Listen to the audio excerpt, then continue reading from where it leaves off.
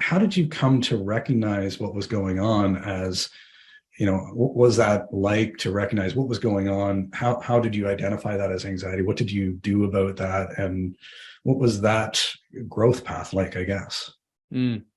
It was painful in many ways. I mean, that the sort of I think of it as like a volcano underground, and it's kind of eventually it breaks through the Earth's crust, and then all the stuff comes out. And that was kind of how I felt in my mind. I mean, when I had that big panic attack in England, I think that was the first time it was sort of massively debilitating, and I couldn't perform. I couldn't do my job. I stood up to give a presentation and just had a Eminem moment, and nothing came out, and I had to leave.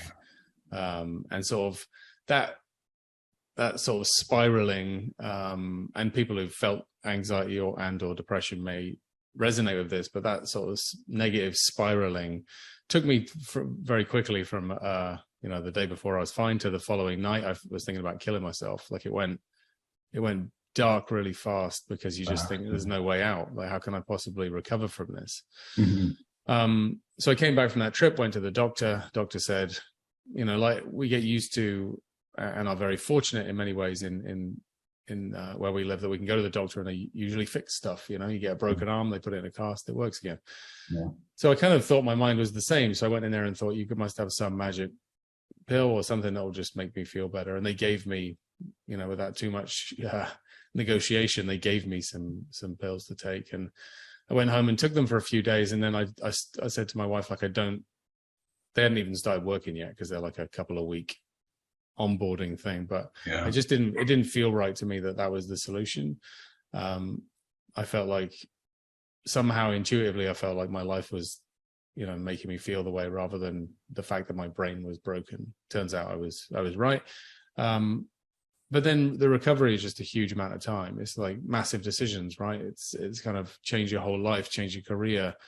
I had to start getting physically in shape and go to the gym and working out and eating healthily. And then because I'd around that time started buying all this real estate, I went to a conference where I live now in Nanaimo on Vancouver Island, and brought my wife with me. And she said, well, what, if everything's on the chopping block, why don't we move here? It's really nice.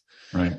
And I said, well, I just started buying houses in Ontario. I've got joint venture partners. People expect me to be there. And she said, well, tell them you're moving. And if they want to keep working with you, you can do it remotely and travel in every sort of 3 to 6 months. And if not, then sell them and move. So it's,